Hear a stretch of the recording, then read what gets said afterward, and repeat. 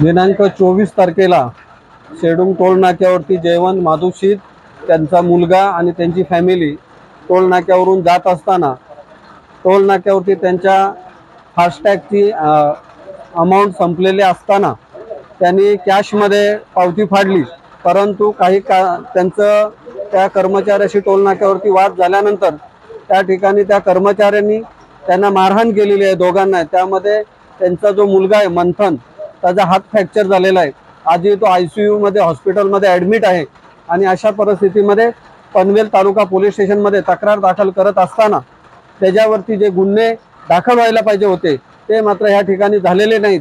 आज आम्ही मंथनचे वडील जयवंत सिद्ध आणि आम्ही सगळे RPIच्या वतीने या ठिकाणी ACP साहेबांना निवेदन द्यायला आलो आहोत की आदिवासी समाजावरती हा जर अन्याय होत असेल तरी रिपब्लिकन पार्टी ऑफ इंडिया ते कधीच शांत राहणार नाही। कारण रिपब्लिकन पार्टी ऑफ इंडिया ही आदिवासी सगळ्या बांधवांना आपला छोटा भाऊ समजते आणि आमच्या छोट्या भावावर जर कोण अन्याय अत्याचार करत असेल तर रिपब्लिकन पार्टी ऑफ इंडिया कधीच सहन करणार नाही। हे आम्हाला सन्माननीय आठवले साहेबांची शिकवण आहे।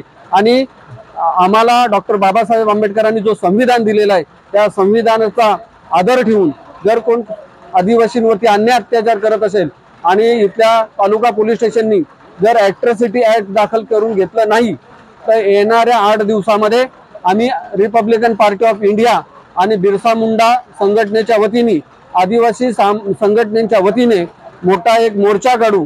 त्याचप्रमाणे सध्या पावसाळी अधिवेशन मुंबई या ठिकाणी चालू आहे। त्या अधिवेशनामध्ये सुद्धा महाराष्ट्राचा बिहार कसा होतोय हे आम्ही अधिवेशनामध्ये मुद्दा उपस्थित करून दाखवून देऊ।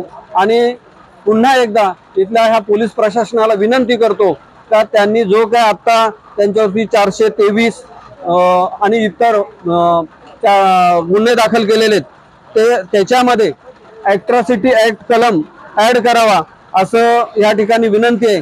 त्याचप्रमाणे त्यांनी नुसते पेपरवरती गुन्हे दाखल करून फायदा नाही तर जे काय 8 आरोपी आहेत त्या 8 आरोपीतल्या एका सुद्धा आरोपीला अजून अटक केलेला नाही। म्हणजे आदिवासी आज देश स्वतंत्र होऊन 70 वर्ष जरी झाले असले तरी इथल्या आदिवासींना इथल्या वंचितांना न्यायापासून आजही न्यायासाठी भांडावं लागतं, रस्त्यावर उतरावं लागतं।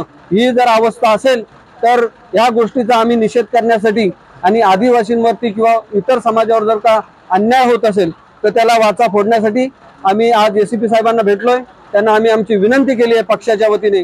आणि 8 दिवसामध्ये जर या आमच्या आदिवासी बांधवांना जर तो न्याय मिळाला नाही तर नक्कीच आम्ही मोठ्या प्रमाणामध्ये बहुसंख्येने आदिवासींना सोबत घेऊन RPIच्या माध्यमातून आणि मोठ्या प्रमाणात मोर्चा काढू। आणि आम्हाला जोपर्यंत न्याय मिळत नाही वेळ आली तर ह्या पावसामध्ये उपोषणाला बसू, पण आमचे जे हे बांधव आहेत त्यांच्यावर अन्याय झालेला आम्ही कधीच सहन करणार नाही हे ह्या निवेदनाच्या माध्यमातून या ठिकाणी सांगतोय। आणि पोलीस प्रशासन आम्हाला नक्की सहकार्य करेल, आदिवासींच्या पाठीमागे ठामपणे उभा राहील अशी अपेक्षा ठेवतो। जय भीम, जय भारत।